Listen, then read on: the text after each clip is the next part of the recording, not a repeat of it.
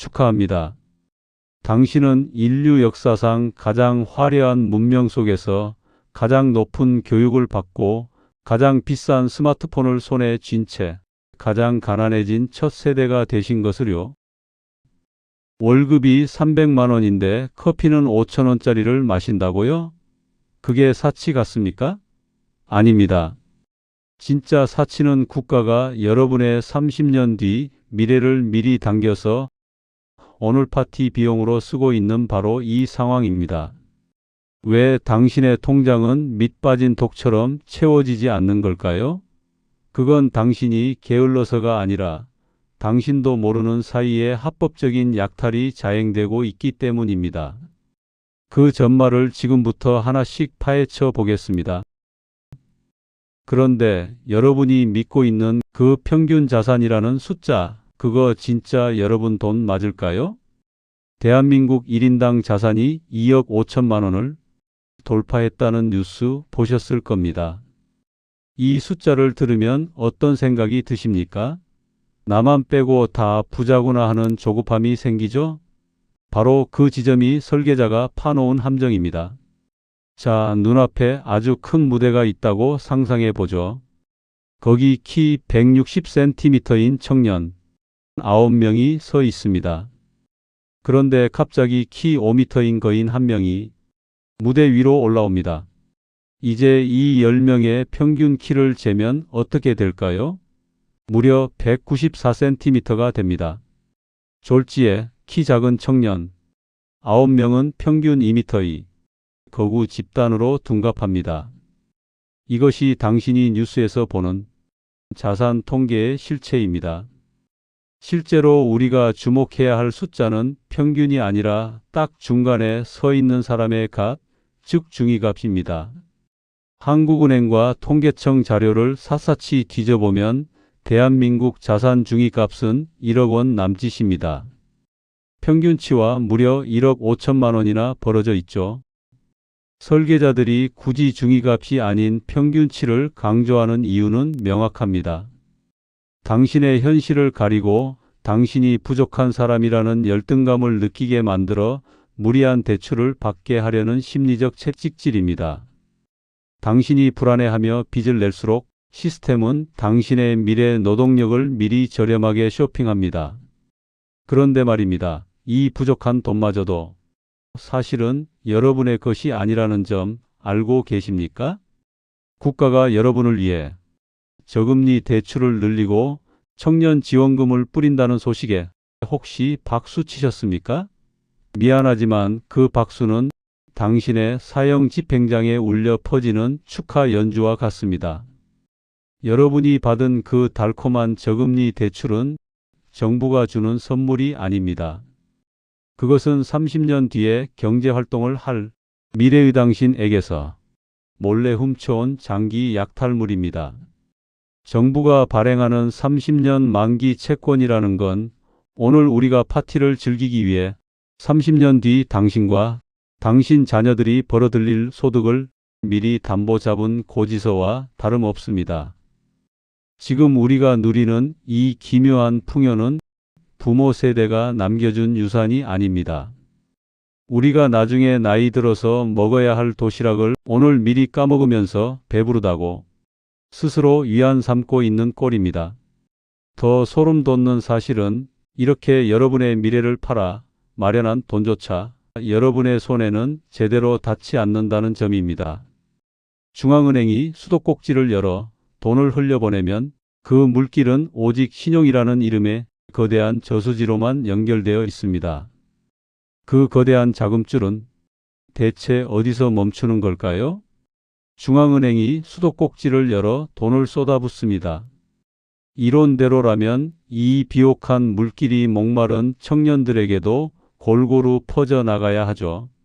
하지만 현실의 돈길은 오직 신용이라는 이름의 견고한 저수지로만 연결되어 있습니다.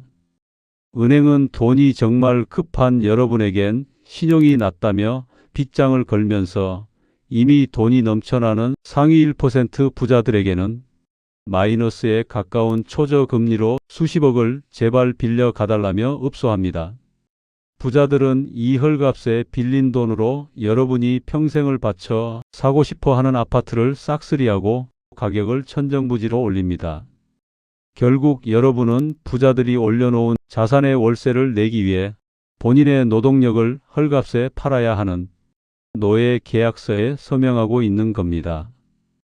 돈은 위에서 아래로 흐르는 게 아니라 신용이라는 펌프를 타고 아래에서 위로 역류하고 있습니다. 여러분의 노동이 부자의 자산을 불려주는 연료로 소모되는 이 기괴한 구조, 이것이 바로 현대판 노예제도의 실체입니다. 이 잔인한 역류 현상이 가장 극심하게 일어나는 곳, 바로 대한민국이 목매는 부동산입니다.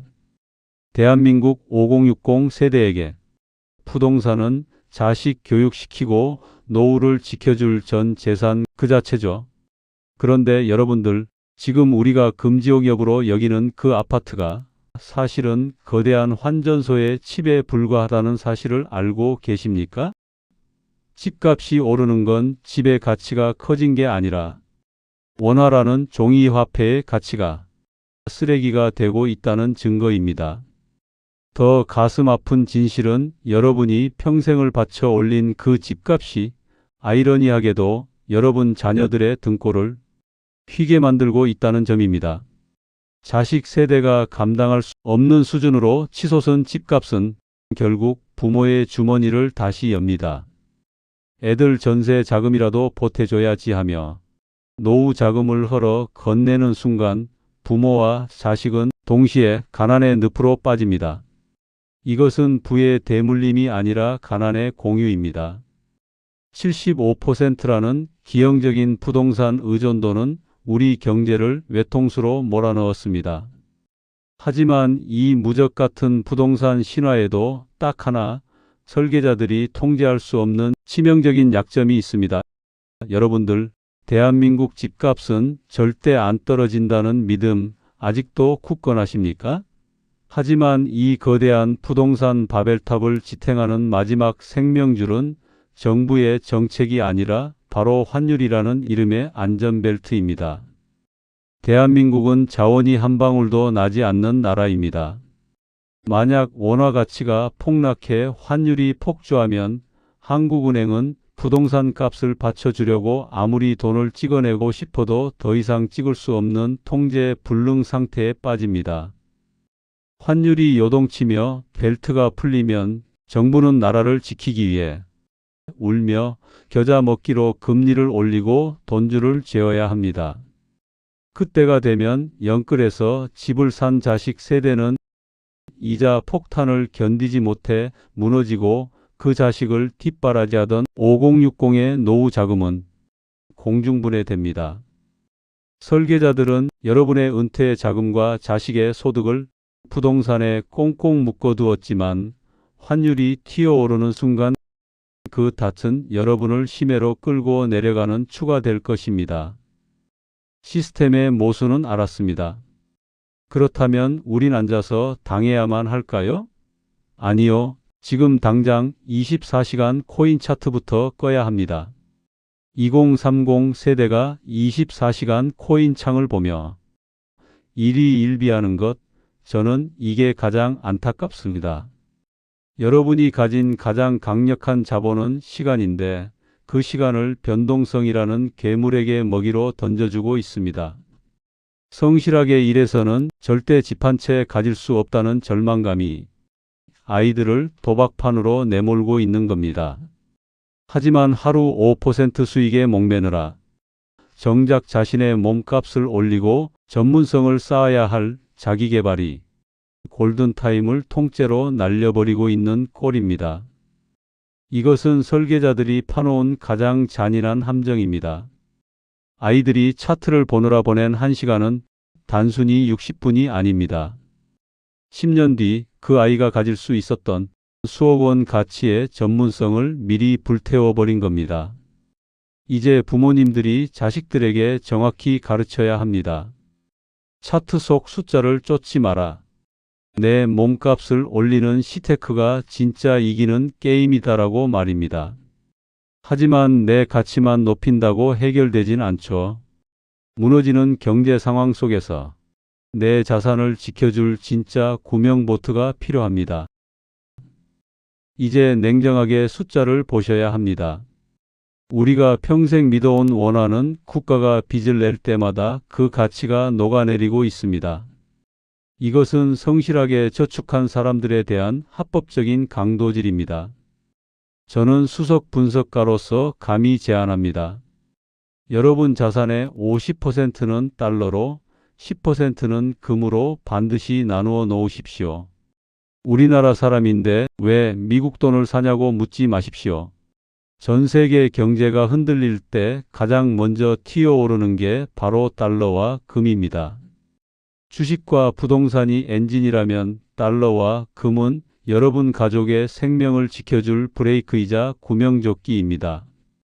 2019년 제가 금 투자를 권했을 때 모두가 비웃었지만 결과는 어땠습니까? 종이 화폐라는 배가 난파될 때 구명보트를 탄 사람과 맨몸으로 파도에 맞서는 사람의 운명은 이미 정해져 있습니다. 자, 이제 방패는 준비되었습니다. 하지만 개인의 노력만으로 이 파도를 다 넘을 수 있을까요? 핀란드의 사례를 보십시오. 노키아가 망했을 때 핀란드 사람들은 자식들을 탓하지 않았습니다. 부모 세대는 성실함이 부족해서 망했다고 비난하는 대신 청년들이 실패해도 다시 일어설 수 있는 사회적 안전망을 요구했습니다.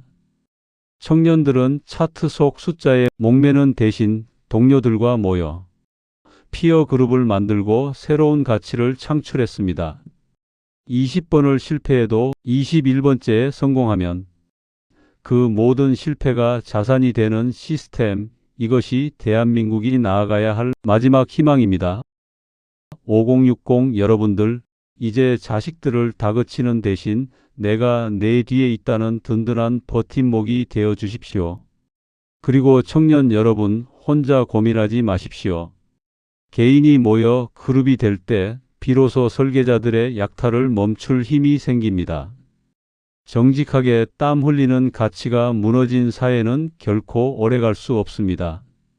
50대의 연륜과 20대의 패기가 만나 구명보트를 함께 젓는다면 우리는 반드시 이 위기를 기회로 바꿀 수 있습니다. 이제 당신은 오늘부터 무엇을 먼저 바꾸시겠습니까? 그 구체적인 실천법은 다음 영상에서 하나씩 풀어가겠습니다. 함께 해주셔서 감사합니다.